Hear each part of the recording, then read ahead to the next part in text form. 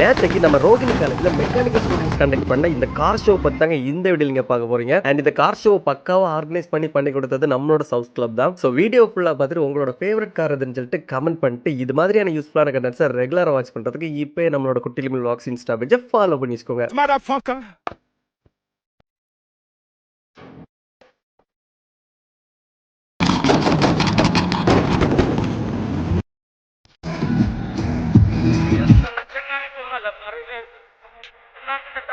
Yes,